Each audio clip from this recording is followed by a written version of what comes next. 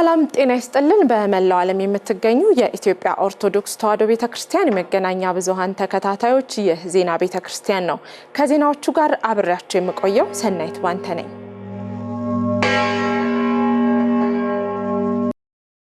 ወደ ቀዳሚ ዜናችን አለፍን። በኢትዮጵያ ኦርቶዶክስ ተዋሕዶ ቤተክርስቲያን በየዓመቱ ሐምሌ 5 ቀን የቅዱስ ጴጥሮስና የቅዱስ ጳውሎስ ዓመታዊ በዓል ይከበራል።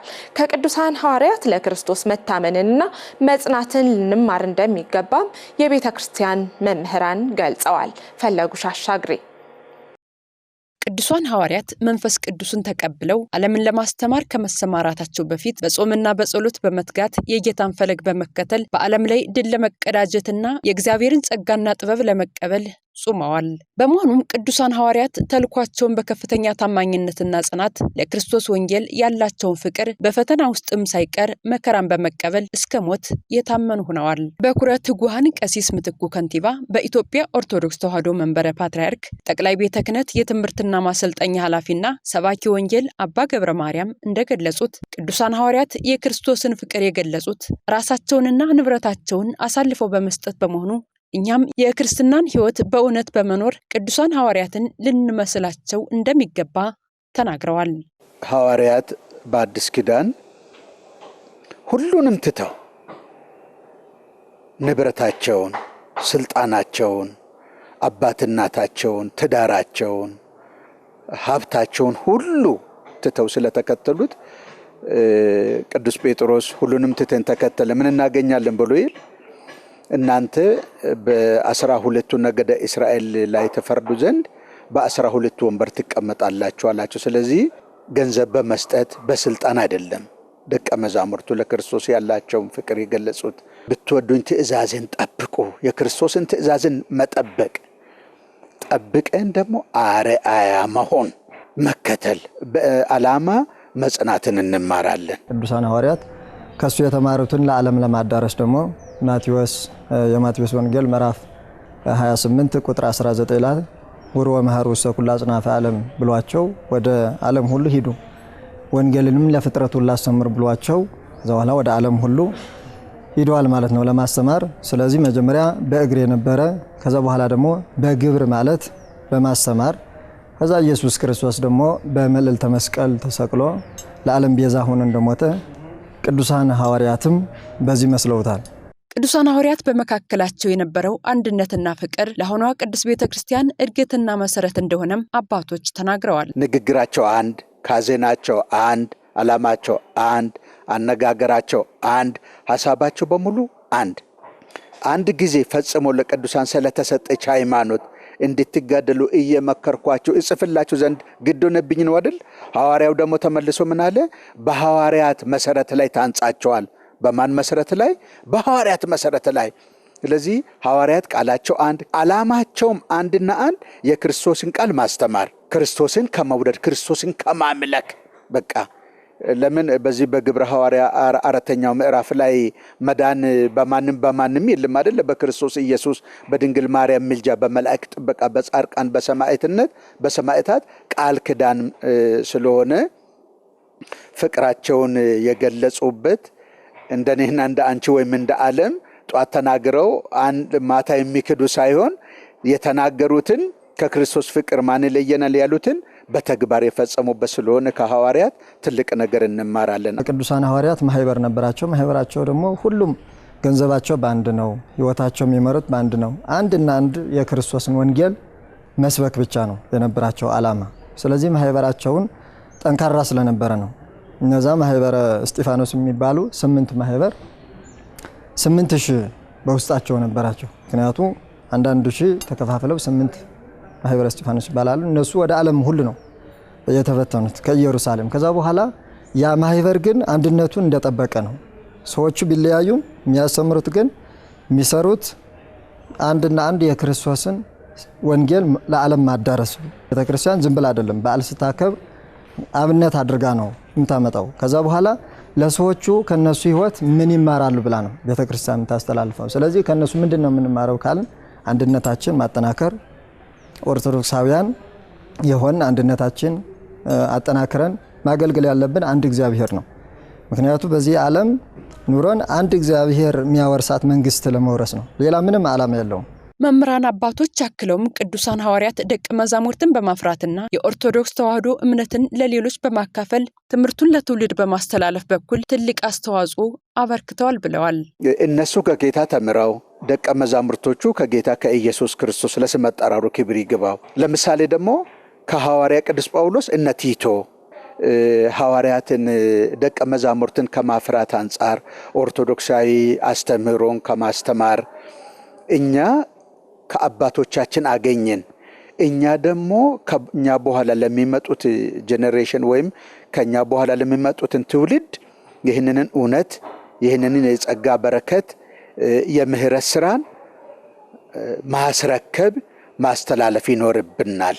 እንግዲህ እንደ ቤተክርስቲያናችን አስተምሮ በጣም ትልልቅ መምህራን ተክተዋል። እነሱ ከነዚህም አንዱ ቅዱስ ጴጥሮስ የተካው ቀለሚንጦስ ነው። በጣም ትልቅ አንጋፋ ቤተክርስቲያን አባት የሆነ እሱን ተክቷል። ሌሎችም አሉ፣ ብዙ ነው የተካቸው። ግን በቤተክርስቲያን እንደ አብነት አድርጋ የምታቀርበው ቀለሚንጦስ ነው። ቅዱስ ጳውሎስም ጢሞቴዎስና ስልዋኖስ ሌሎችም ተክተዋል ማለት ነው። በመሆኑም ህዝበ ክርስቲያኖችም የሐዋርያትን በረከት ለመካፈልና መንፈሳዊ ጥንካሬን ለማግኘት እንዲሁም ዓለማዊ ፈተናዎችን ለማለፍ ሲጾሙት ቆይተዋል። ስለሆነም ለመላ ኦርቶዶክሳውያን እንኳን ለሐዋርያት ጾም ፍቺ በሰላም አደረሳችሁ። ብፁዕ አቡነ አብርሃም የባህር ዳርና የሰሜን ጎጃም ሀገረ ስብከት ሊቀ ጳጳስ የቤተ ክርስቲያን የአመራር ስራ ከነቀፋ የጸዳ እንዲሆን ልንሰራ ይገባል አሉ። ብፁዕነታቸው ይህን ያሉት የባህር ዳር ሀገረ ስብከት ለገዳማትና አድባራት አስተዳዳሪዎች እስከ ሐምሌ 30 የሚሰጠውን ስልጠና አስመልክቶ ለኢትዮጵያ ኦርቶዶክስ ተዋሕዶ ቤተ ክርስቲያን ቴሌቪዥን በሰጡት ማብራሪያ ነው። ያረካል አድማሱ የባህር ዳር ሀገረ ስብከት ለገዳማትና አድባራት አስተዳዳሪዎች ለአንድ ወር የሚዘልቅ ስልጠና መስጠት ጀምሯል። ስልጠናው የሚሰጠው ለቅድስት ቤተክርስቲያን በሚበጁ የተለያዩ ርዕሰ ጉዳዮች ላይ የቤተክርስቲያናችንንና ዘመናዊውን ትምህርት አዋህደው በያዙ ሊቃውንት ነው። የስልጠናው ዋና ዓላማ የተቀዳውም ሐዋርያው ቅዱስ ጳውሎስ በበጎ ምግባር ለሁሉ አርያና ምሳሌ ሆናችሁ የሚቃወም ሰው በእኛ ላይ የሚናገረውን መጥፎ ነገር ሲያጣ እንዲያፍር አነጋገርህና ትምህርትህ አንድ ሰው እንኳን በማይንቀው ነውር በሌለበትና ስርዓት ባለው አነጋገር በንጹህ ይሁን ሲል ለደቀ መዝሙሩ ለቲቶ የሰጠውን ትምህርት መሰረት አድርጎ ነው።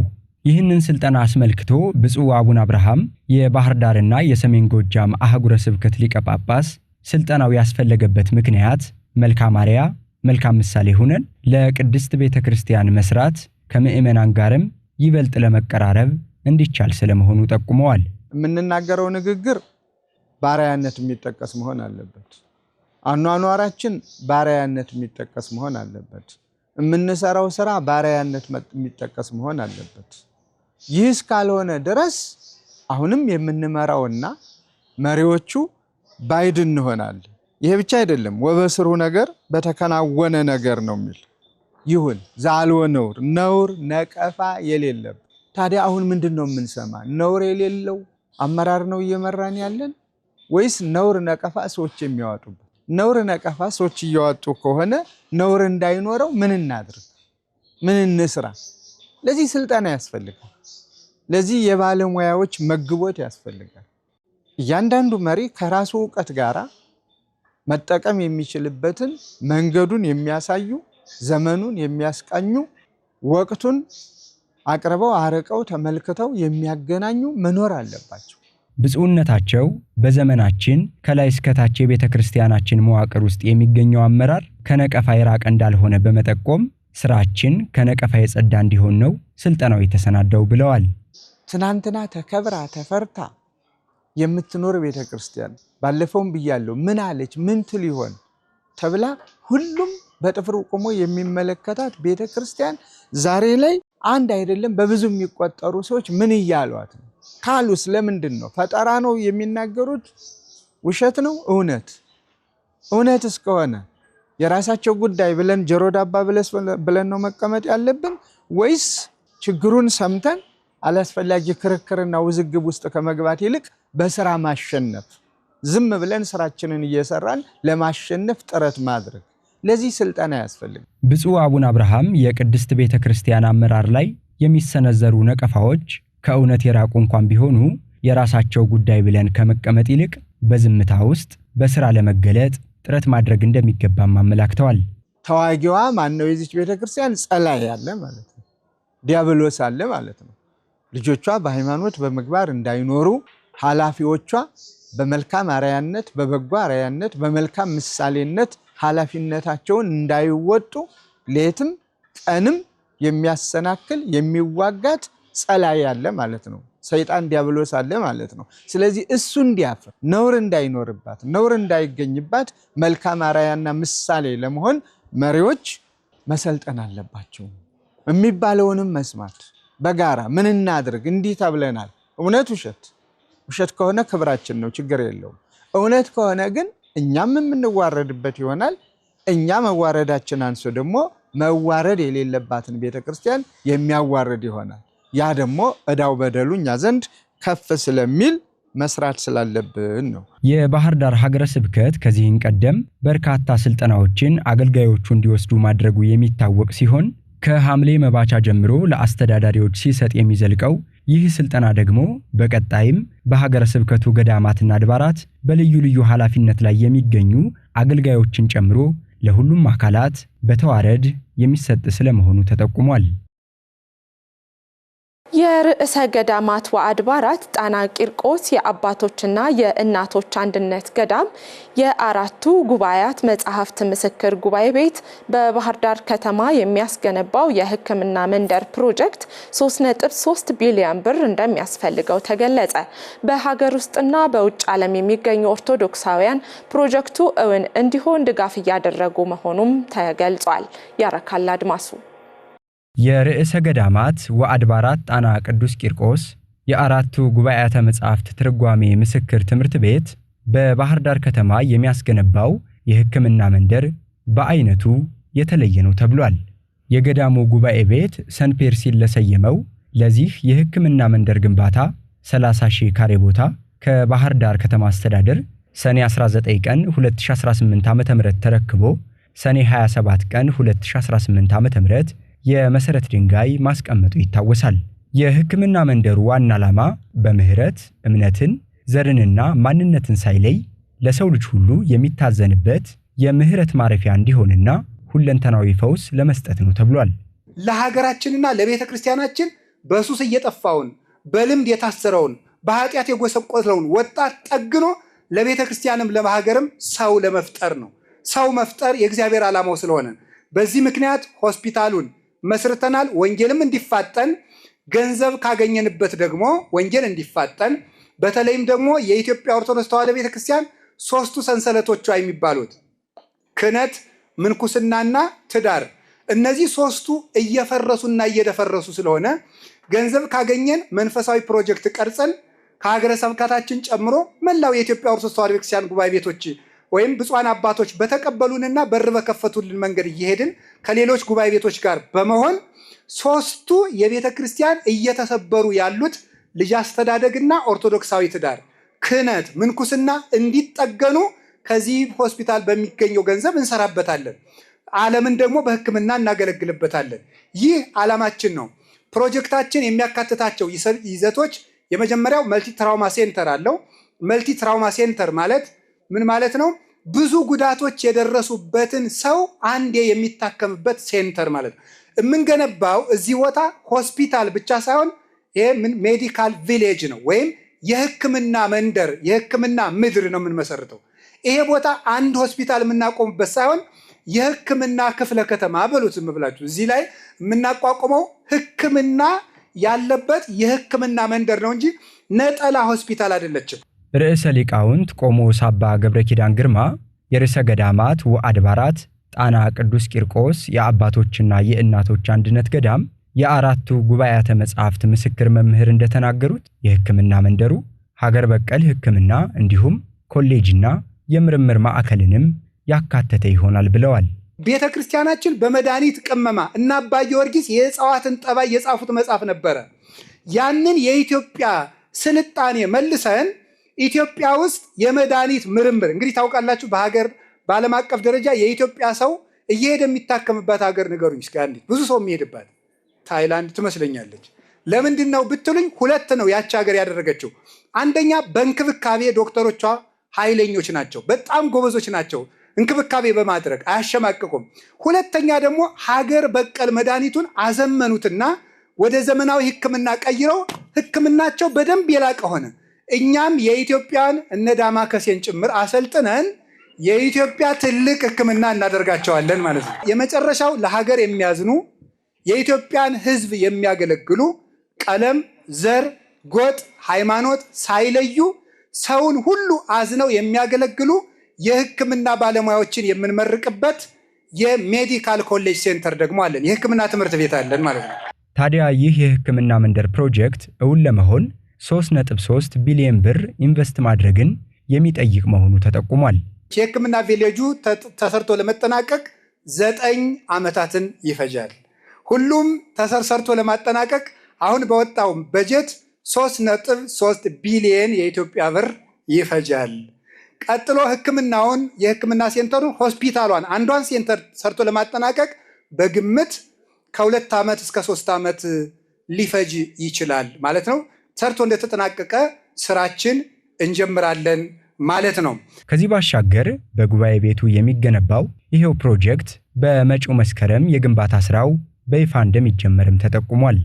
የኢትዮጵያ ክርስቲያኖች ሳታዩን ምንም ሳናሳያችሁ መሬት ሳናሳያችሁ ብር በእምነት የሰጣችሁን በመላው የዓለም የምትገኙ ኦርቶዶክሳውያን ሁላችሁን የጉባኤ አምላክ ይስጥልን። እግዚአብሔር ቢረዳን ሳይት ፕላኑን አጸድቀን ክረምቱ ፈሶ እንዳለቀ እግዚአብሔር ከረዳን መስከረም ላይ ቁፋሮ እንጀምራለን። እድሳት ሲደረግለት የቆየው የቁልቢ ደብረ ኃይል ቅዱስ ገብርኤል ገዳም ህንፃ ቤተክርስቲያን መጠናቀቁን የእድሳት ስራው የበላይ ተቆጣጣሪ ፕሮፌሰር ፋሲል ጊዮርጊስ ገለጹ።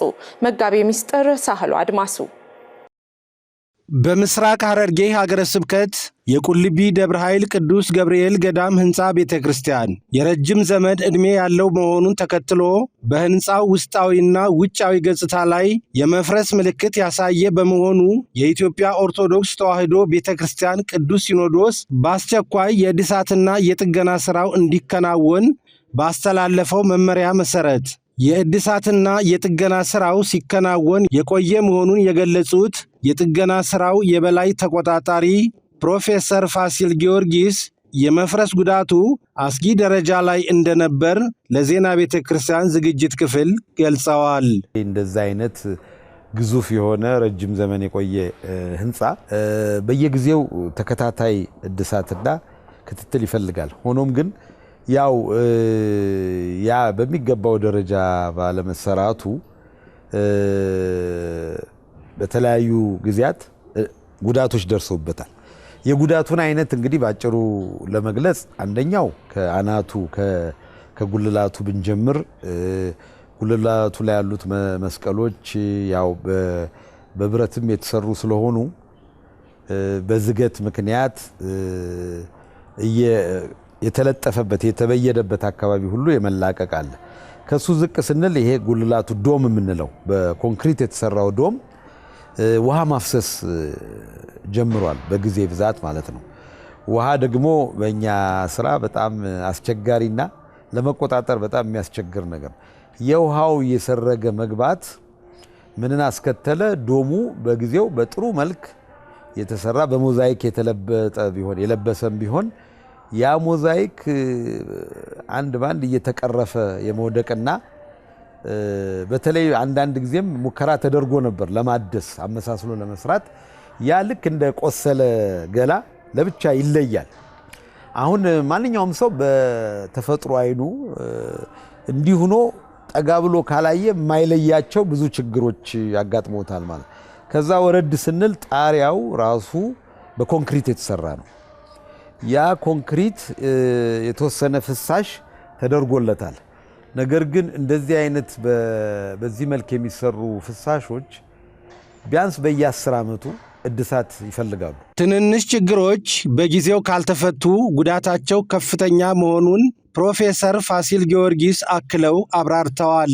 ትንንሽ ጉዳቶች በጊዜው ታይተው ካልተስተካከሉ መጨረሻ ላይ እጅግ በጣም ውድና አስቸጋሪ ጉዳት ህንፃው ላይ ይደርሳል እና አሁን የተደረሰበት እንግዲህ እነዚህ የሚያፈሱ አካላት ማፍሰሱ ብቻ አይደለም፣ ከታች በሚያፈስበት ጊዜ ምን ይፈጥራል?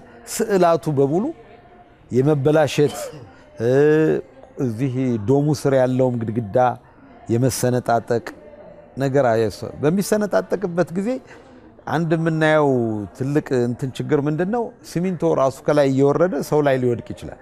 በቁልቢ ደብረ ኃይል ቅዱስ ገብርኤል ገዳም ህንፃ የእድሳት ኮኦርዲኔተር ሆነው ኮንትራክተሩን እየመሩ የሚገኙት ኢንጂነር እመቤት ተስፋዬ በህንፃው ጥገና ዙሪያ የሚከተለውን ሙያዊ አስተያየት ሰጥተዋል። ያው እያንዳንዱ ስራ ምን እየተሰራ እንደሆነ አለቃዬ ቢገልጸውም እኔ ዲቴይል ለመግለጽ ለምሳሌ ከውጫዊ ስራ ስጀምር የውጭ ሞዛይክ ስራ ከውጭ ነው የመጣው። በጣም ብዙ ሚሊዮን ብር ነው የፈጀው። የጣራው አንስቶ ወተር ፕሩፉ መቀባት፣ ላይት ኮንክሪቱ መስራት ራሱ በጣም ብዙ ገንዘብ ነው የሚያስፈልገው። ውስጥ ደግሞ ፐርኬ ስራ አልነበረም። ያው ብርዱ ይታወቃል። ቁልቢ በጣም ብርድ አለ። ብርዱ ለመከላከል አባቶችም ትንሽ በብርድም እየታመሙብን ስለሆነ ብርዱን ለመከላከል ያው የፐርኬ ስራ ቀይረነዋል። የነበረውን እዛው ያለ ሞዲፋይ ተደርጎ ላዩ ላይ ፐርኬ ስራ በአሁኑ የገበያ ዋጋ ሲታይ በጣም ውድ ነው። ስፋቱ ደግሞ በጣም ሰፊ ነው ውስጡ ያለውና ቀለም ቅቦችም በጣም ዘመናዊ የሆኑ ቀለም ቅቦች ጥቁር ማይዙ የተሻለ የተባለ ያው ወተር ፕሩፍም ራሱ እስከ 100 ዓመት ሚቆይ ወተር ፕሩፍ። ምክንያቱ ደሙ በውስጥ በኩል ስዕላቶቹ ያበላሸ ነበር። ያን እንዳይበላሽ በጣም ዋጋ የተከፈለበትና በጣም ጥናት የተደረገበት ስራ ነው እየተሰራ ያለ። በጥንቱ ዘመን የተሰራው ስራ ከአሁኑ ጋር ለማጣጣም ማቴሪያሉ በጣም አስቸጋሪ መሆኑን የገለጹት ኢንጂነር እመቤት ተስፋዬ ስራው በከፍተኛ ጥራትና ጥንቃቄ ተሰርቷል ብለዋል። የአሁኑ ሲስተም ትንሽ በጣም ዘመናዊና ምንም ለብዙ አመት ቆይቶ ምንም የተሻለ ነገር የሚሰጥ ነው። ሳውንድ ሲስተሙ ቤተክርስቲያናችን በተለይ የሚያስፈልጋት ያው ከምእመን ጋር ለመገናኘት ሳውንድ ሲስተም ነው። ሳውንድ ሲስተሙ የተሻለ ተብሎ ከሀገሪቱ እነ ስላሴ ካቴድራል የሚጠቀሙበት ሳውንድ ሲስተም ነው እዛ የምንጠቀምበትና ሳውንድ ሲስተሙ ራሱ የራሱ የሆነ የገበያ ዋጋው በጣም ውድ ነው። የራሱ የሆነ ብዙ ብር ነው የሚያስፈልገው። አርት ኮንሰርቬሽኑ አለ፣ ውስጡ አርቶች አሉት። የሞዛይኩ አሁን ውስጡን ካያችሁት የሞዛይክ ስራ በጣም አለው። እነሱን አጥቦ የጎደለው ለመሙላት በጣም ከውጭ ነው የሚመጣው። በጣም ነው ዋጋ የሚያስከፍለውና ዋጋውም ያው ምእመን አንድ ምእመን ነው የሚሰራው ማለት አዶር ኮንስትራክሽን ማለት አንድ ኦርቶዶክስ አማኝ ነውና ቀንሶ ስለገባ ነው እንጂ ከዚህ በላይም ዋጋ ያስከፍል ነበርና ይሄን ይመስላል። የቁልቢ ደብረ ኃይል ቅዱስ ገብርኤል ህንፃ እድሳት ሙሉ በሙሉ የተጠናቀቀ በመሆኑ የፊታችን ሐምሌ 16 ቀን 2018 ዓመተ ምህረት የቅዳሴ ቤቱ በዓል እንደሚከበርና ሐምሌ 19 ቀን 2018 ዓመተ ምህረት ምዕመናን በአዲሱ ህንፃ ቤተ መቅደስ ቆመው ማስቀደስ እንደሚችሉ የዜና ቤተ ክርስቲያን ምንጮች አረጋግጠዋል። የቤቶችና ህንፃዎች አስተዳደር ልማት ድርጅት የውል እድሳት አገልግሎት በዘመናዊ ሲስተም መስጠት መጀመሩ ተገለጸ። ሰላም አምባይ የኢትዮጵያ ኦርቶዶክስ ተዋሕዶ ቤተክርስቲያን የቤቶችና ህንጻዎች አስተዳደር ልማት ድርጅት ዘመኑን የዋጀ የዲጂታል አሰራርና የእንግዳ አቀባበል ስርዓት በመዘርጋት የደንበኞቹ እድሳትን በታላቅ ምርታ መጀመሩን አስታወቀ። ቀደም ሲል የነበረውን እንግልት ያስቀረው ይህ አዲሱ አሰራር የደንበኞችን ፍላጎት በከፍተኛ ደረጃ ማሳደጉ ተገልጿል። 1169/65 ነዋሪ ነኝ። የ12 ዓመት ሆኖኛል። አሁን ወደ ቤተክርስቲያናችን ከዞረ ጀምሮ መልካም መስተንግዶ በጣም የምንደሰትበት፣ አሁን ደግሞ አዲሱ አመራር ወጣቱ አመራር ከመጡ ጀምሮ አጠቃላይ የቢሮ ይዘቱ እንግዶች የሚስተናገዱበት የቆይታ ሰዓታችን እጅግ በጣም የተሻለ ስለሆነ በዚህ እንዲቀጥል ነው ምኞት። ሳቢና የሚያምር ሰው ሲገባ አንድ የተደራጀ ቢሮ ውስጥ እንደምትገባ ማሳያ ነው። በሌላ በኩል ደግሞ ክፍያን በተመለከተ አሁን ከቴክኖሎጂ ጋር በመመሳሰል ኦንላይን መከፈል መጀመሩ የሰው ጊዜ የድርጅቱን ሰዓት ሰራተኛ የሚሰራበትን ሰዓት ይቆጥባል። እሱ እጅግ በጣም መልካም ነው። አጠቃላይ እኔ ብቻ ሳይሆን ብዙዎቹ አንድ ፎቅ ላይ ብዙ ሰዎች ስለሆነ የምንኖረው ሲወጡም ሲገቡ እንገናኛለን። በአካባቢው ያለው ነገር እጅግ በጣም መልካም፣ ለቤተክርስቲያኗ ጥሩ አመለካከት እንዳለና በዚህ መቀጠል እንዳለበት ነው መረጃ ያለ። ከምታስተዳድራቸው ቤት ውስጥ ነው የምኖረውና ውለዋል መጥቼ ከዚህ በፊት አይቼው የማላውቀውን ነገር ነው አሁን ዛሬ ተስተናግጄ የወጣሁት። እንደ በ10 ደቂቃ ውስጥ ሁሉም ነገር የቤቱ ከመር ጀምሮ ያለው የእንግዳ አቀባበላቸውና ውስጥ የሚሰጡት በጣም ሰፊ አገልግሎት በጣም በአጭር ሰዓት በትንሽ በ10-15 ደቂቃ በማይሞላ ተስተናግጄ ነው የወጣሁትና ቤቱም ቢሮውም በጣም ልዩ ነው። በጣም ዘመናዊ ሆኗል። ለመጀመሪያ ጊዜ ነው ይሄን ነገር ያየሁት። ብዙ ጊዜ ከ5፣ 6፣ 7 ከዛም በላይ ውል ሞልቼ ነበር። አሁን ግን ዛሬ ለኔ በጣም የተለየና አዲስ ነገር የሆነብኝ በጣም የሚመሰገንና የሚበረታታ ነገር ነው። የአዲስ ስራ አስኪያጅ ሊቀ ስዩማን እስክንድር ገብረ ክርስቶስ ከመጡ በኋላ ሰፊ ነገር ነው እያየን ያለነው። እኔ ለምሳሌ ዛሬ አሁን ጠዋት ነው የመጣሁት። አሁን ጨርሼ እኔ ተቀብያለሁ የውሉን። ይህም ሌላ ትልቅ ለውጥ ነው። ብዙ ህዝብ የሚንዛዛውን ነገር ሰዓቱን ማንኛውንም ነገር በመቆጠብ ይሄ በመሰራቱ እናመሰግናለን። በተለይ በተከራዮቹ እያመሰግኑ ነው በሚደረገው ነገር ሁሉ።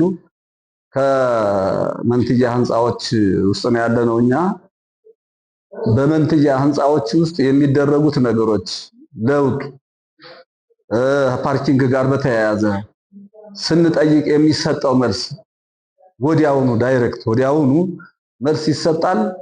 በቤቶች ዙሪያ ያለው ነገር ሁሉ እንደዚህ ሁሉ በቤተ ክህነቱ ዙሪያ ያለው እንደዚህ ቢሰራ በአንድ ጊዜ ቤተክርስቲያኗ ትልቅ ለውጥ ታመጣለች ብዬ አስባለሁና ከዚህ ያለው ለውጥ ግን በጣም የተለየ እኔም ነበርኩ ራሱ ከዚህ ቦታ ላይ እንደዚህ አይነት አድርገን አይደለም ምንሰጥ የነበረው፣ የተንዛዛ ነበር ሂደቶች ሁሉ።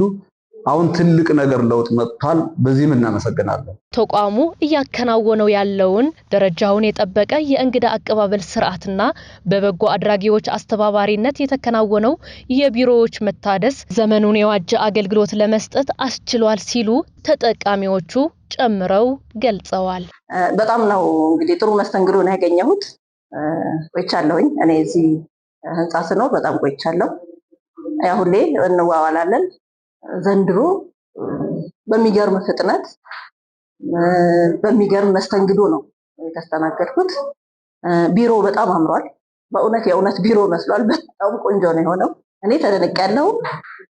በጣም ነው የማመሰግነው ስራ አስኪያጁን። በጣም ነው የማመሰግነው። ያው በፊት ከነበረው ነው ያው እያነጻጸርኩ እንደምታውቁት በጣም ነው የማመሰግነው። በጣም ቆንጆ መስተንግዶ ነው። ትናንትና ተዋውዬ ዛሬ ነው ያገኘሁት። ከዚህ በፊት ሳምንትም 2 ሳምንትም እንደከይዙ ይቆይ ነበረ። በጣም ቆንጆ መስተንግዶ ነው። በጣም ነው የማመሰግነው። ሌላ የህንፃ እድሳቱም በራሱ ወጭ ሌላ በቤት ውስጥ ወጭ ሳይደረግ ይህን ህንፃ እንዲያደርጎ በጎ አድራጊዎችን አፈላልጎ አድሶ ተገልጋዩን ማስደሰት በራሱ ይህንም አንድ ለውጥ ነው። ለውጦቹ ቁጥር የላቸውም እዚህ እየተደረገ ያለው። አንደኛ ሰራተኛው አሁን ተናቧል ጤና መሪ በማግኘቱ።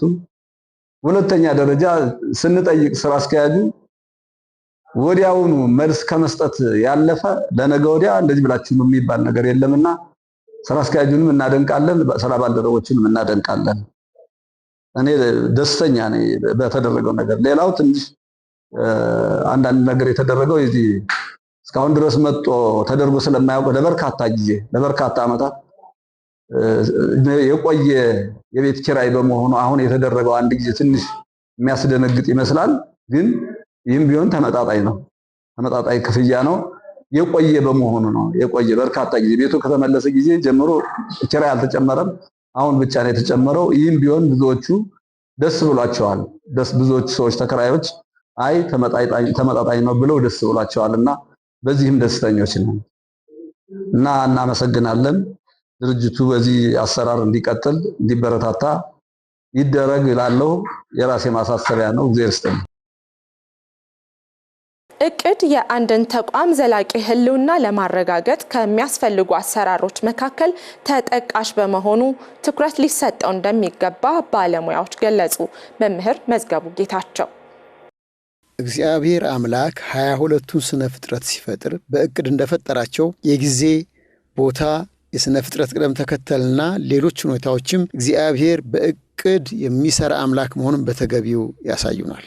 በምድር ላይ የእግዚአብሔርን ቅዱስ ተልእኮ የምትፈጽም ቤተ ክርስቲያንም ምንም እንኳን በመንፈስ ቅዱስ የምትመራ ብትሆንም ዘመኑንና አካባቢያዊ ሁኔታን በመመርመር ስራዋን አቀዳለት ስራ እንዲገባ የዘፍጥረት ታሪክ በግልጽ ያስገነዝባል። የቅዱስ ቤተ ክርስቲያን ልጅ ዳዊት አረጋ እቅድ ማቀድ ለማንኛውም ተቋም ያስፈለገበትን ምክንያት እንዲህ ሲሉ ነገሩን። እቅድ ማቀድ ያስፈለገበት ዋናው ምክንያት ሪሶርስ ወይንም ሀብት ሊሚትድ ስለሆነ ነው።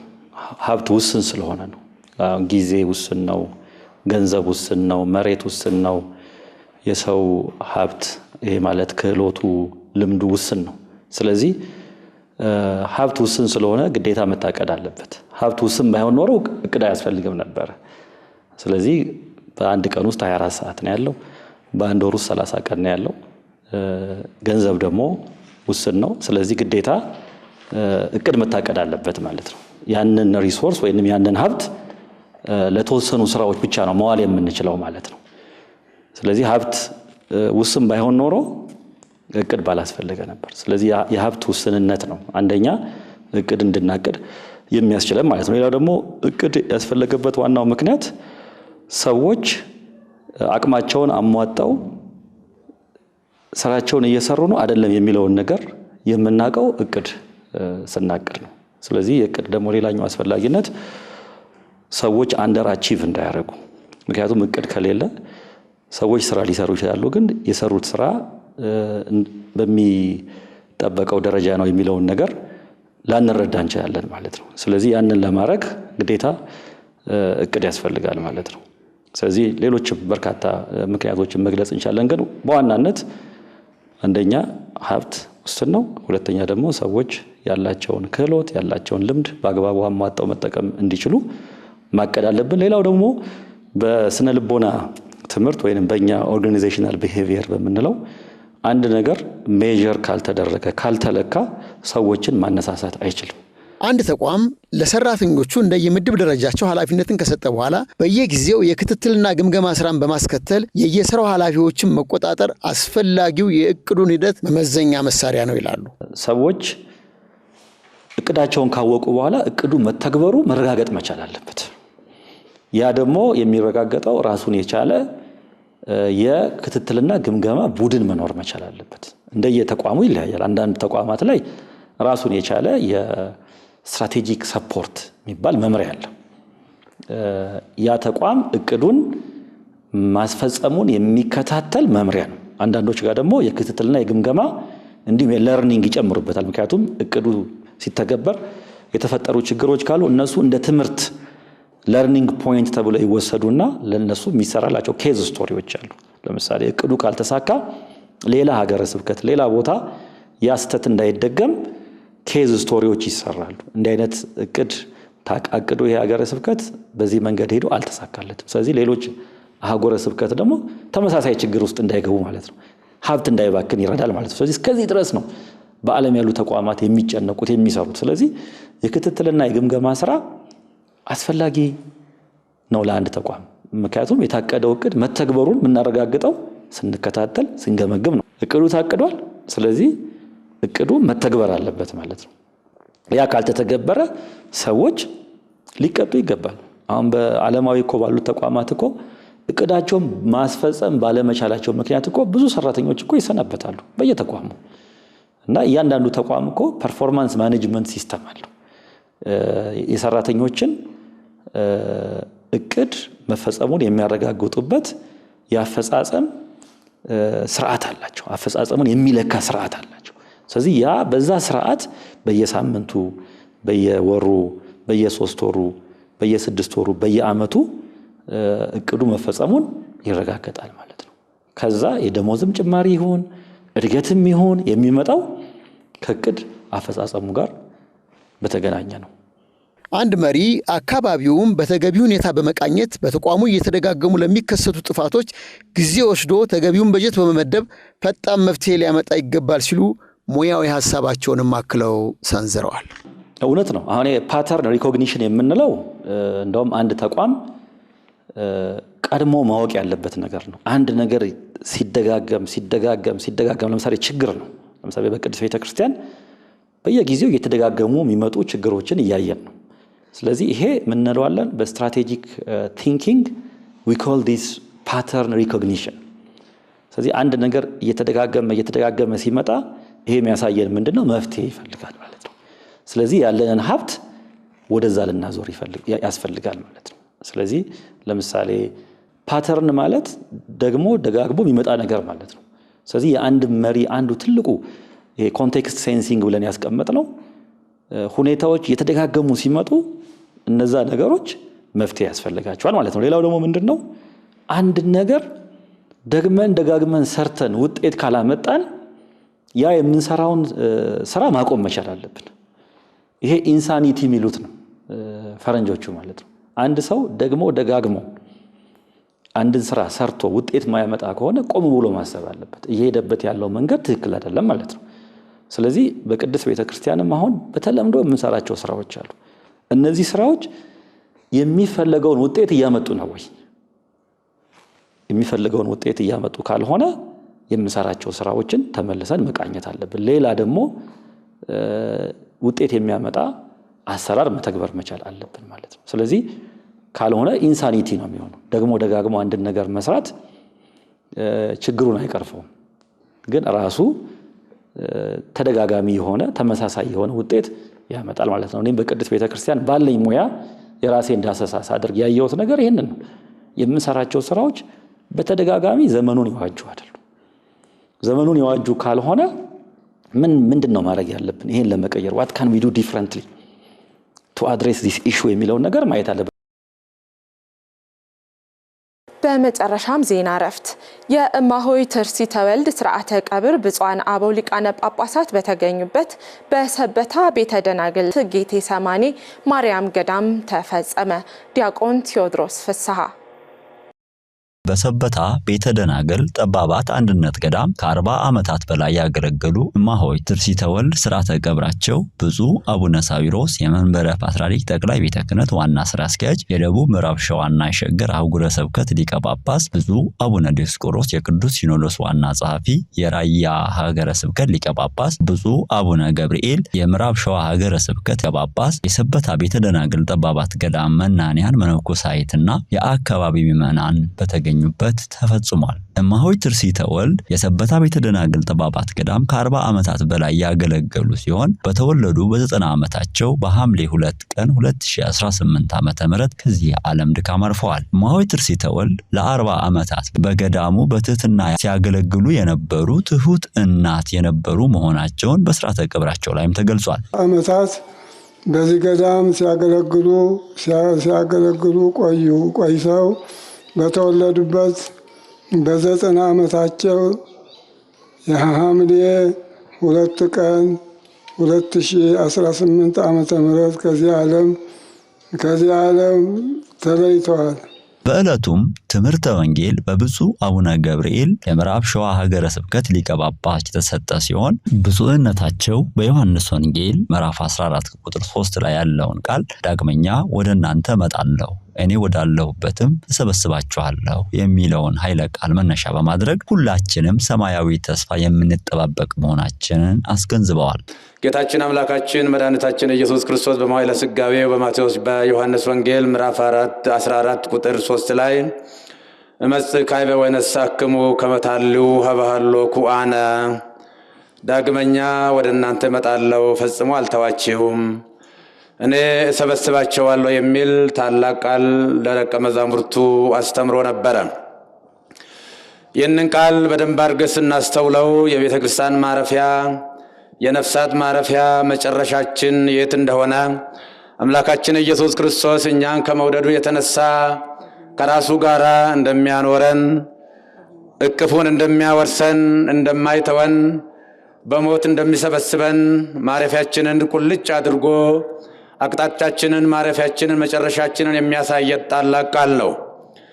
እኔ ወደ አባቴ አርጋለሁ ብሎ ለደቀ መዛሙርቱ በነገራቸው ጊዜ የሱ መለየት ለደቀ መዛሙርቱ እጅግ ከብዷቸው ነበርና ወደ ኋላ እንዳይመለሱ የሚቀበላቸው ወደፊት እንዳይሄዱ የሚያራምዳቸው ነገር ስላልነበረ በመንፈስ ቅዱስ እስኪጎበኙና እስኪቃኙ ድረስ በብዙ ጣውረድና ፍርሃት ውስጥ ስለነበሩ ዳግመኛ ወደ እናንተ እመጣለሁ እኔ ሰበስባችኋለሁ አልተዋችሁም ብሎ ለአባቶቻችን ለደቀ መዛሙርት አስተማራቸው። ይልቁንም ከመታሉ ሀባሃሎ ኩአነ እኔ ከምኖርበት ላል ይሄን ዋናው ትልቁ ነገር ቅድም እንደሰማነው እናታችን ከ50 ዓመት በላይ በምናኔ በንጽህና በቅድስና ይህንን ገዳም ያገለገሉ የምድር ገነት ከሆነው ወደ ሰማይ ገነት ይሄዳሉ እንጂ የትም የሚሄዱበት አዲስ ነገር የለም። እንደምታወቀው መቼም አለመታደል ሆኖ እንጂ መነኩሴ በምድር ላይ እያለ የሞተ ነው። አዲስ ነገር አይደለም። ቀብራችን ስላልተፈጸመልን ነው እንጂ ሁላችንንም የመነኮስንለታን ወደ አምላካችን ወደ እግዚአብሔር የተጠራ ነው። ይልቁንም በዚህ ዘመን እነዚህ ራሳቸውን የገዙ ራሳቸውን ለዓለም ለቤተ ክርስቲያን አሳልፈው የሰጡ በእጅጉ የሚደነቁና የሚከበሩ ቁርጠኞች መንፈሳዊ አርበኞች በዚህ ታላቅና ገናና ግሩም በሆነው የመንፈስ ቅዱስ ማረፊያ በሆነው በዚህ ታላቅ ገዳም ውስጥ ትልቅ ሥራ ሲሰሩ ከርመው ወደ አምላካችን ወደ እግዚአብሔር ሄደዋል። እንደምታወቀው ታላቁ የቤተ ክርስቲያናችን ኮከብ ሐዋርያ ቅዱስ ጳውሎስ በፊልጵስዩስ 3 ቁጥር 20 ላይ ለነሳ ዘውስተ ሰማያት ሀገርና ወብየ ንጸንኪያሁ መድኃኒነ ኢየሱስ ክርስቶስ ዘሄድ ስጋነ ትሑተ እኛ ሀገራችን በሰማይ ነው ከዛም የሚመጣውን ታላቁን ሙሽራ እንጠብቃለን። እሱ ወዶ የማይጠላ ታምኖ የማይከዳ በልቡ ጉሉት በአንደበቱ ሐሰት የሌለበት ፍቅሩ የማይጎል ክንዱ የማይዝል ይልቁንም ደግሞ የኃጢአተኞችና የበደለኞች ወዳጅ ነው። ወደ እሱን እንጠብቃለን። ወደ እሱ እቅፍ ይሰበስበናል። ይህንን ያረጀውን ያደፈውን በኃጢአት የተጎዳውን ሰውነታችንን አድሶ ቀድሶ የራሱ ሰውነት አስመስሎ ወደ ሀገራችን ወደ ሰማይ ይሰበስበናል ይላል። በመጨረሻም በብፁዕ አቡነ ዲዮስቆሮስ የቅዱስ ሲኖዶስ ዋና ጸሐፊ የራያ ሀገረ ስብከት ሊቀ ጳጳስ ቃለ ምዕዳንና ቡራኬ ሰጥተው ግብአተ መሬታቸው ተፈጽሟል። እንደነዚህ ያሉ እናቶች መሸኘት በረከት ነው።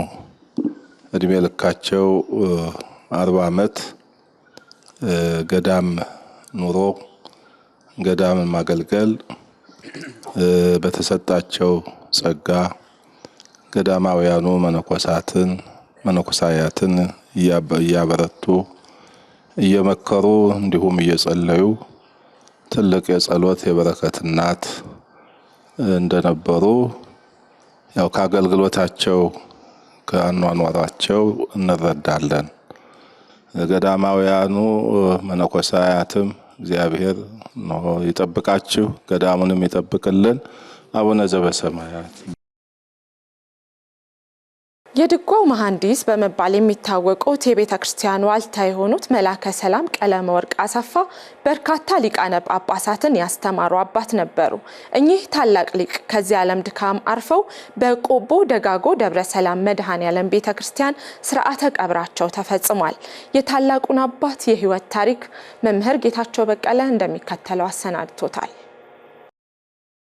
መላከ ሰላም ቀለመ ወርቅ አሰፋ ከአባታቸው ከቀሲስ አሰፋ ካሳውና ከእናታቸው ከወይዘሮ ደሴ ወልደ ማርያም ነሐሴ 16 ቀን 1932 ዓ.ም በመንበረ ስብዓት ጎሳ አምባ ማርያም ተወለዱ። እድሜያቸው ለትምህርት ሲደርስ ከወላጅ አባታቸው ከቀሲስ አሰፋ ካሳው ፊደለ ሐዋርያ፣ ዳዊት፣ ውዳሴ ማርያም ተምረዋል። የትምህርት አቀባበላቸው ከፍተኛ መሆኑን የተረዱት አባታቸው ወደ ደብረ ዘመዳ እንዲሄዱ በማድረግ በደብረ ዘመዳ ታዋቂና አንጋፋ ሊቅ ከሆኑት ከየኒታ ስምረት በፈቃዱ ምዕራፍና ጾመ ድጓ ተምረዋል። በኋላም ወደ መንበረ ስብሐት መሃጎ ማርያም ተጉዘው ከየኔታ ኤልሳ ለ8 ዓመታት ድጓን ከነባህሉ ተምረዋል። መላከ ሰላም ቀለመወርቅ ትምህርታቸውን በመቀጠልም ከየኔታ ተመስገን ከልካይ ቅኔን፣ ከመምህር ይትባረክ የቅኔን አገባብ፣ ከየኔታ ቤተ ማርያም አቋቋም ቅንዋትና ዝማሜን ከተማሩ በኋላ ላይ ጋይንት ከሚገኙት ከየኔታ ደሴ ዝማሬ መዋሥዕትን ተምረዋል። ሊቁም በዚህ ሳያቆሙ የድጓ ትምህርታቸውን ለማስመስከር ወደ ቤተልሔም ተጉዘው በዚያ ከሚገኙት የድጓው ሊቅ የኔታ አምሳሉ መርሻ ዘንድ በመሄድ ትምህርታቸውን ተከታትለዋል። አባታቸው ቀሲስ አሰፋ ካሳው ታላቅ መንፈሳዊ አባት ስለነበሩ ለልጃቸው አጽንዖት ሰጥተው ወደ ሕግ እንዲገቡ በማዘዛቸው በትዳር እንዲወሰኑ ሆነዋል። መላከ ሰላም ቀለመወርቅ አሰፋ በመንበረ ስብሐት ጎሳምባ ማርያም ከመምህራቸው ከየኔታ ተመስገን ከልካይ ጋር ለብዙ ዓመታት አገልግለዋል። በደብረ ሰላም አንጎት መድኃኔዓለም በማስተማርና የደብሩ አስተዳዳሪ በመሆን ለ13 ዓመታት አገልግለዋል። በራያ ቆቦ ወረዳ ከሚገኙት አብያተ ክርስቲያናት መካከል አርበት፣ ዲኖ፣ መቅደላ፣ ቆቦና በርሃን ለ12 ዓመታት በኃላፊነት አስተዳድረዋል። መላከ ሰላም ከፍተኛ የትምህርት ፍላጎት ስለነበራቸው ወደ ቤተልሔም በመሄድ የድጓ ትምህርት በማጠናቀቅ በድጓ አስመስክረዋል። ከዚያ በመቀጠል በቆቦ ደጋጎ ደብረ ሰላም መድኃኔዓለም ቤተክርስቲያን በድጓ መምህርነት ተመድበው ለ30 ዓመታት ደከመኝ ሰለቸኝ ሳይሉ በትጋት አስተምረዋል። መላከ ሰላም በዚህ ዓለም ሲኖሩ እንደ መላእክት በምስጋና የኖሩ ሲሆን በመንፈሳዊም በርካታ መምህራንን አፍርተዋል። መላከ ሰላም ቀለመወርቅ አሰፋ ካስተማሯቸው ታላላቅ አባቶች መካከል ብፁዕ አቡነ ያዕቆብ የሩቅ ምስራቅ ዩናይትድ ኪንግደምና አየርላንድ ሀገረ ስብከት ሊቀ ጳጳስ፣ ሊቀ ብርሃናት ቆሞስ አባ ተክለ ያሬድ ጎርጎርዮስ የቅዱስ ሲኖዶስ ምክትል ጸሐፊና በርካታ መምህራንን አስተምረዋል። መላከ ሰላም ቀለመወርቅ ከሚሰጡት መንፈሳዊ አገልግሎት ባሻገር የተጣላ በማስታረቅ ወንጌልን በማስተማር የተቸገሩ ወገኖችን በመርዳትና የታመሙትን በመጠየቅ በዘመናቸው ትውልድ የማይረሳው ሰፊ በጎ ተግባራትን አከናውነዋል። መላከ ሰላም ቀለመወርቅ አሰፋ የ6 ወንዶችና የ5 ሴቶች ልጆች አባት ነበሩ። ባደረባቸው ሕመም ምክንያት በሕክምና ሲረዱ ቆይተው በተወለዱ በ86 ዓመታቸው ከዚህ ዓለም ድካም አርፈው በርካታ ሊቃውንት ዘመድና ወዳጆቻቸው በተገኙበት ሥርዓተ ቀብራቸው ለ30 ዓመታት በድጓ መምህርነት ባገለገሉበት ደብር ሰኔ 21 ቀን 2018 ዓ.ም ሥርዓተ ቀብራቸው ተፈጽሟል። የኢትዮጵያ ኦርቶዶክስ ተዋሕዶ ቤተክርስቲያን የመገናኛ ብዙሃን በመላከ ሰላም ቀለመወርቅ አሰፋና በማሆይ ትርሲተ ወልድ ህልፈት የተሰማውን ሐዘን እየገለጸ ለወዳጅ ዘመዶቻቸው እንዲሁም ቤተሰቦቻቸው መጽናናትን ይመኛል። ውድ ቤተሰቦቻችን ለሰዓቱ የያዝናቸው ዜናዎች እነዚህ ነበሩ። ቀሪ የኢትዮጵያ ኦርቶዶክስ ቤተክርስቲያን የመገናኛ ብዙሃን መርሃ ግብራት የሚቀጥሉ ይሆናል። ሰላም።